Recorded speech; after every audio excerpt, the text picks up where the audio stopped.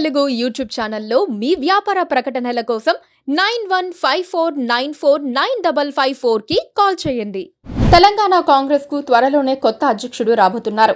లోక్సభ ఎన్నికలు ముగియటం, PCC chief గా రేవంత్ రెడ్డి పదవీ కాలం కూడా ఈ నెలలో ముగుస్తూ ఉండటంతో గాంధీ భవన్ కు కొత్త బాస్ నియామకం అనివార్యమైంది.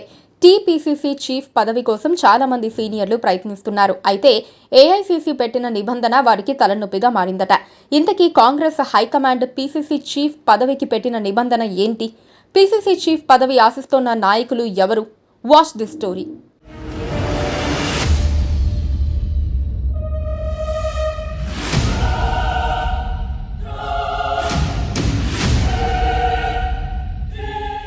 తెలంగాణ ముఖ్యమంత్రి రేవంత్ రెడ్డి పీసీసీ చీఫ్ బాధ్యతలు కూడా నిర్వహిస్తున్నారు. కాంగ్రెస్ పార్టీ అధికారంలోకి రావడంతో పీసీసీ చీఫ్ గా ఉన్న రేవంత్ రెడ్డిని సీఎం పదవి వరించింది.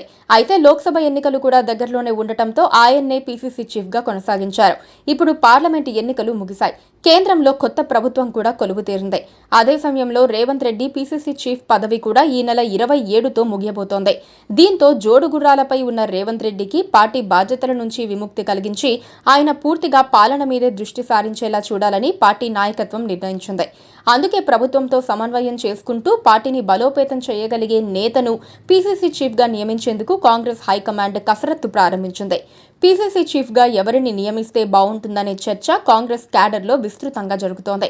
గాంధీ భవన్ బాస్ గా హైకమాండ్ ఎవరిని నియమించినా తనకు సమ్మతమేనని ముఖ్యమంత్రి రేవంత్ రెడ్డి చెబుతున్నారట.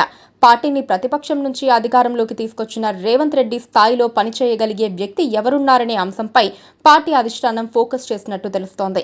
పీసీసీ అధ్యక్షుడిగా ఎవరైతే బాగుంటుంది, ఎవరైతే నేతలందరినీ కలుపుకుని వెళ్లగలరు అనే దానిపై హైకమాండ్ సమాచారం సేకరిస్తున్నట్లు తెలుస్తోంది. ఇందుకోసం అనేక పలువురు సీనియర్ల పేర్లను పరిశీలిస్తున్నట్లు సమాచారం.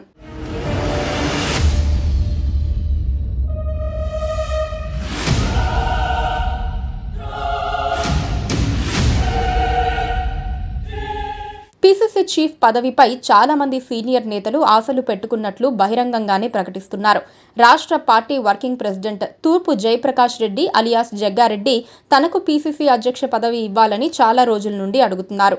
ఇప్పుడు కూడా తాను పీసీసీ చీఫ్ రేస్లో ఉన్నట్లు చెబుతున్నారు. అసెంబ్లీ, పార్లమెంటు ఎన్నికల్లో తాను పోటీ చేయకుండా ఇద్దరు కుమారులకు సీట్లిప్పించుకొని గెలిపించుకున్న సీనియర్ నేత జానారెడ్డి పీసీసీ చీఫ్ పదవి కోరుతున్నారు. ఎమ్మెల్యే కోమటిరెడ్డి రాజగోపాల్ రెడ్డి కూడా పీసీసీ చీఫ్ పదవి కావాలని హైకమాండ్ ని రిక్వెస్ట్ చేస్తున్నట్లు తెలుస్తోంది. అయితే ముఖ్యమంత్రి రేవంత్ రెడ్డి సామాజిక వర్గానికి చెందిన నేతలకు పీసీసీ చీఫ్ పదవి ఇవ్వరనే వాదన బలంగా వినిపిస్తోంది. దీంతో బీసీ, ఎస్సీ, ఎస్టీ సామాజిక వర్గాల నేతలు పీసీసీ చీఫ్ పదవిపై ఆశలు పెట్టుకున్నారు.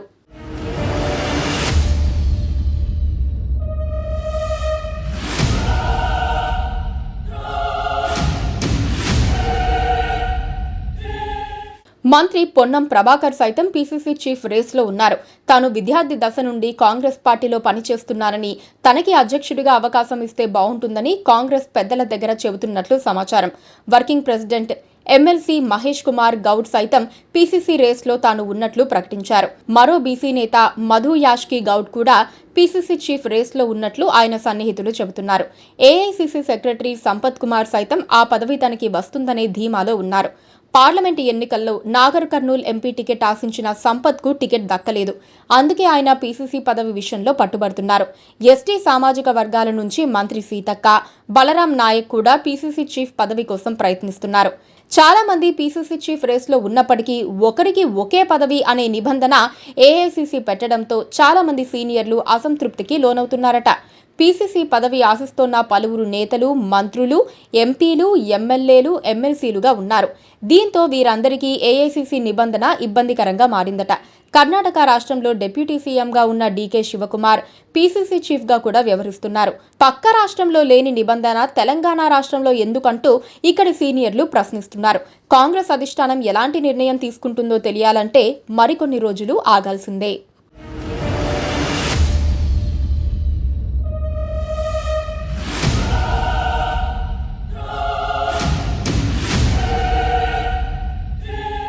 Please subscribe to KTV Telugu. KTV Telugu. KTV Telugu. KTV Telugu channel.